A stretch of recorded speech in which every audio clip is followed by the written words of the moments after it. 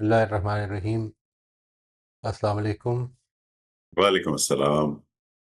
آج ہم اللہ کا نام لے کے قادہ کی آخری جو ہمارے ایک دو اذکار رہ گئے تھے وہ کر لیتے ہیں جی، اور پھر اس کے بعد انشاءاللہ نماز کے بعد کی کچھ اذکار ہیں وہ میرے بحث لے کے آئیں گے۔ میں آپ کے ساتھ اسکرین شیئر کر لیتا ہوں جی۔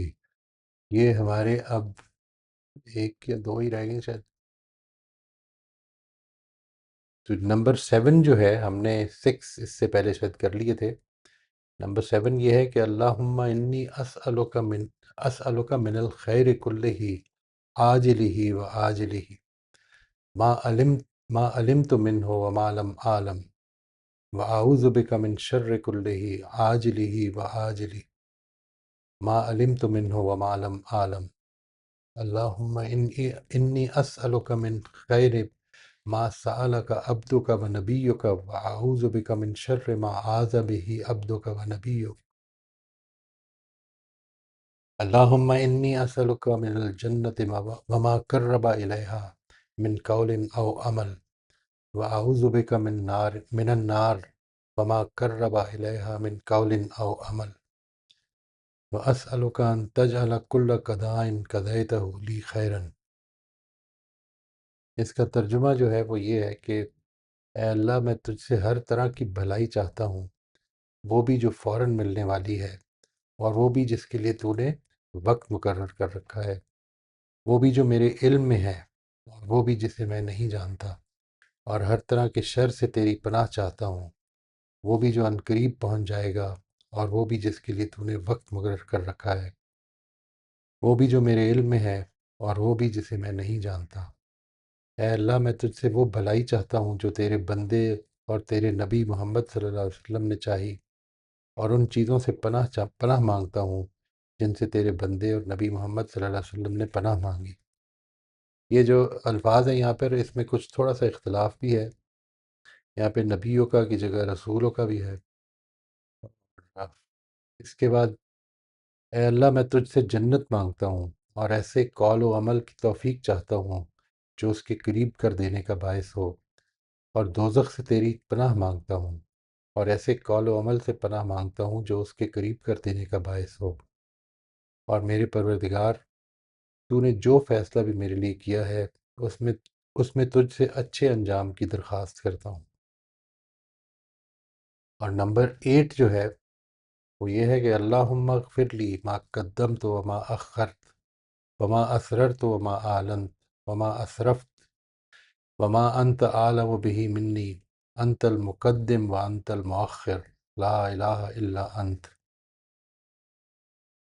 اے اللہ، تو میرے گناہ معاف کر دے، اگلے اور پچھلے، کھلے اور چھپے، اور جو زیادتی مجھ سے ہوئی ہے اسے بھی معاف فرما دے، اور وہ سب چیزیں بھی جنہیں تو مجھ سے زیادہ جانتا ہے۔ تو ہی لوگوں کو آگے کرنے والا ہے اور تو ہی انہیں پیچھے کرنے والا ہے، تیرے سوا کوئی الہ نہیں۔ یہ ہمارے اذکار ہیں جو کہ بعض روایتوں میں نقل ہوئے۔ میں نے جس طرح عرض کیا تھا کہ یہ ٹائم ہے، قادہ کا ٹائم، یہ دعائیں کرنے کا ٹائم ہے۔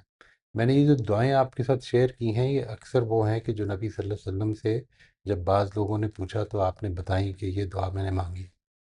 تو ان دعاؤں کو دیکھ کر آپ نے اصل میں وہ اسپرٹ دیکھنی ہے کہ جب ایک بندہ اپنے رب سے مانگے تو کیا مانگے۔ یعنی ہم عام طور پر ہماری جو دعائیں ہوتی ہیں وہ، میں نے غور کیا، آپ نے بھی اس کو نوٹس کیا ہوگا کہ آپ جب کبھی عمرہ حج وغیرہ کے لیے جاتے ہیں اور لوگ آپ سے کہتے ہیں کہ میرے لیے یہ دعا کرنا، تو بالعموم وہ دعائیں جو ہیں وہ دنیا ہی کے حوالے سے ہوتی ہیں۔ انسان دائرہ بندہ ہے، وہ اللہ تعالیٰ کی مدد کا محتاج ہے، اس کو زندگی میں، اس دنیا میں بھی بڑی مدد کی ضرورت ہے۔ تاہم جو چیز بہت ہی امپورٹنٹ ہے وہ یہ کہ آج چونکہ ہم اس سے، ہماری نظریں اوجھل ہیں کہ ہمیں جس جگہ پہ پہنچنا ہے اور جس جگہ پہ جا کر ہمارا جو مقدر ہے وہ کبھی بدلنا نہیں ہے، اور جو اصل میں ہمارا مقام ہے، جو اصل میں ہمارا ٹھکانہ اور رہنے کی جگہ ہے، وہ آگے ہے۔ یہاں کی مشکلیں، یہاں کی آسانیاں، یہ سب عارضی ہیں، ان سے تو ہم نے گزرنا ہی ہے اور گزر جائیں گے۔ یعنی جو چیز امپورٹنٹ ہے وہ یہ کہ یہ وقت تھوڑا سا مشکل بھی اگر گزرے گا تو گزر جائے گا. اصل چیز یہ کہ ہماری ترجیح جو ہے ان دعاؤں میں بھی جو نظر آئے وہ آخرت کی کامیابی نظر آئے.